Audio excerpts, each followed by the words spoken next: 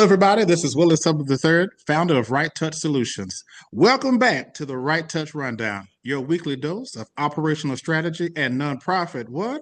Clarity. We are in part 3 of our series on board development and governance that actually works.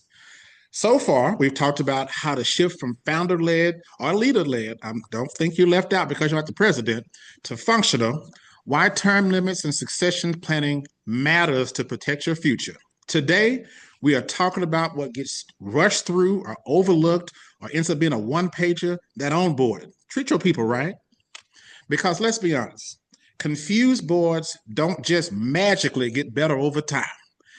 They walk in unclear, they will always be unclear. But if they walk in with direction, you will always have what? Direction. And if we don't set the tone early, people will fill in gaps with assumptions, past experiences, whether they're good or bad. If you do not give a person a rubric, they're going to make it up. So let's fix that. Remember, onboarding isn't just that piece of paper that you got when you first started working or you first joined the board that had everybody on there and your health insurance. It's actually your first leadership move. It's how you build trust. It's how you shape your culture. And it's how you avoid that tension that comes from misaligned expectations down the line.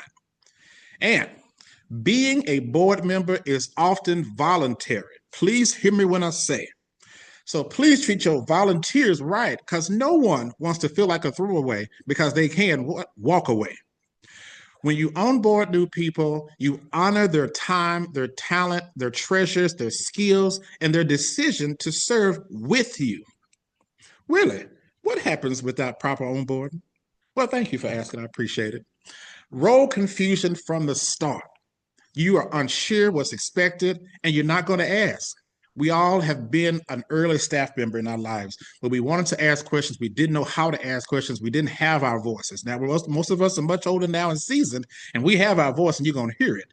But remember back when you first started, you didn't know how to ask that question. And if you have a new board member who's never been on a board before, they are in that position. So they are either underperforming or overstepping, trying to figure it out. Miss momentum.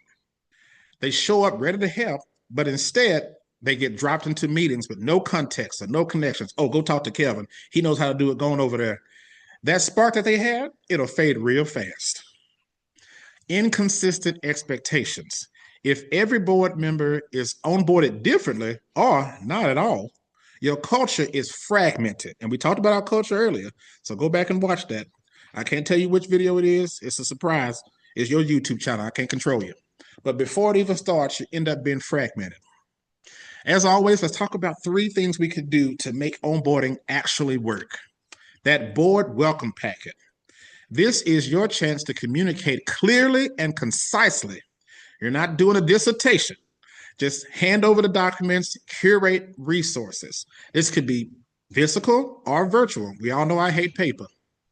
They include the bylaws, your board member roles, current strategic plan, committee structure, contact list, and a short story on the organization. Think, clarity meets context. Number 2, the personal orientation touchpoint. A conversation, ideally one-on-one or in a small group with the board chair, executive director, or governance committee. This is where you walk through the packet, you answer those questions, and you share some unwritten norms. You know, outside the board meeting, most members also serve on committees. So that's how we keep the work moving. Or we really like to have consensus, but when a vote is taken, we support decisions as one voice, even if we disagree, and we actually welcome disagreement. And lastly, point 3, the 90-day check-in. This 90-day check-in is not about micromanaging. It's about catching small issues before they become big problems and reinforcing a culture while that experience is still fresh. After 1 or 2 board meetings, circle back with those new board members and ask, what's been helpful? What's been unclear? Where do they want to engage more deeply? You know, you get easy course correction. If expectations weren't clear or a member is unsure where they fit, you can realign them before that frustration sets in. Integration is a chance to connect them with committees, projects, previous relationships, vendors, sponsors that they may not have already known. And then that feedback loop, that fresh eyes, because they haven't been part of the group, so they can see those gaps that you've been blinded to. That onboarding process to improve for future members. Close the loop. Do a 30, 60, 90. It is all right. Turn over that orientation into long-term success. Think of it this way, my friends. The 90-day touch point communicates we value you and we want you to succeed here. Your success is our success. All right, let's wrap it up. I never want to keep you long. Bonus reminder, refresher, onboarding isn't just for new members.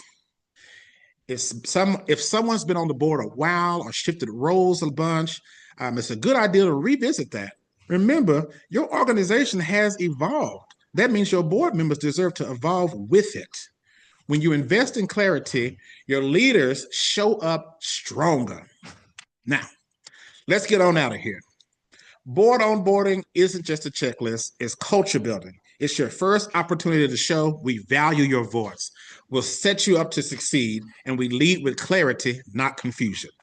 Because strong board members aren't just found, they're formed. Well, again, we did it, friends. Thank you so much. We just finished part 3. So thanks for tuning in to the RightTouch Rundown. If this helped you rethink how you welcome and equip your board, like, subscribe, and share with a fellow leader. As always, don't you gatekeep.